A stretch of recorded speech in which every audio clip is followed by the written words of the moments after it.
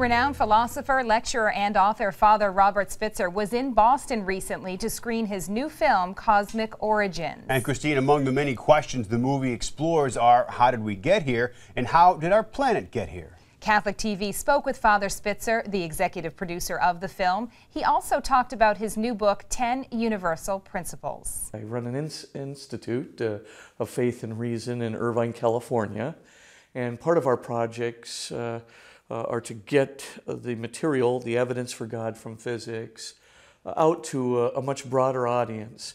We're trying to reach high school audience specifically, and also a college audience as well, but we also want to reach the broader audience, so decided to pull together 8 physicists, some Nobel Prize winners, some Templeton Prize winners from NASA, Harvard, from Cambridge, etc., to really who are first-class physicists in their fields to speak about how they see the evidence for God from physics, or reconcile, both faith and science in their own lives, so that people could really see that there's no disparateness, that there's no opposition between faith and reason, faith and science, but on the contrary, a real complementarity.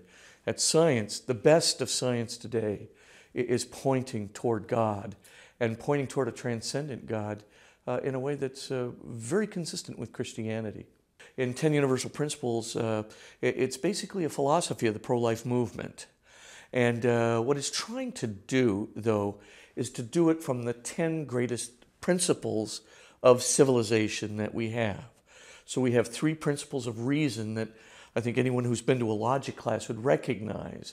The principle of non-contradiction, the principle of complete explanation, and principle of objective evidence. So if you kind of did a logic class, you'd know it, but maybe our students in high school or whatever don't know. But those 3 principles are really important because they point to an objectivity of truth.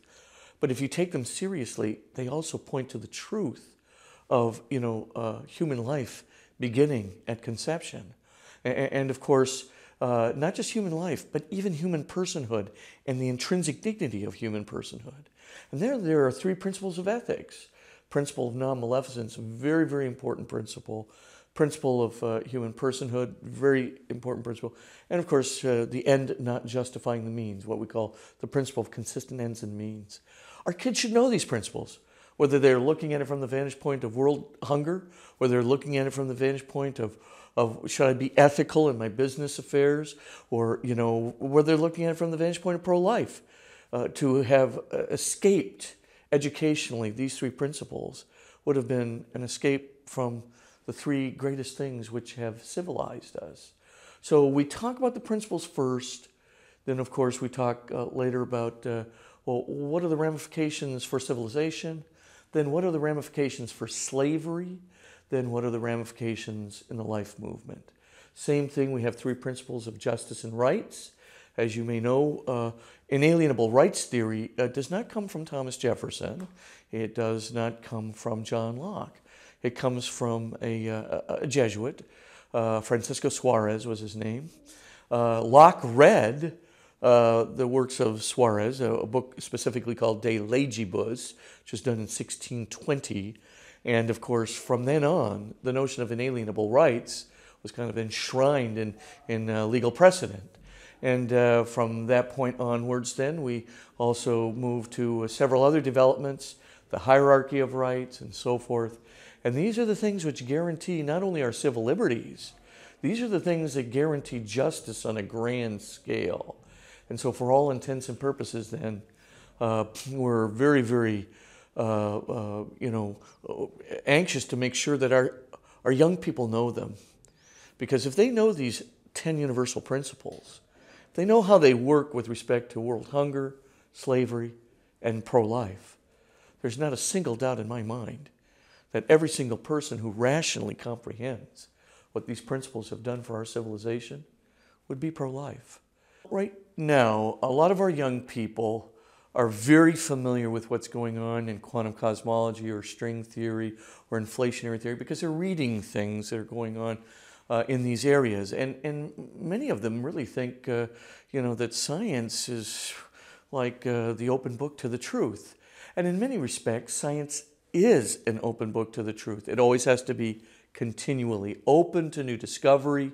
But nevertheless, I mean, the accomplishments of science are great.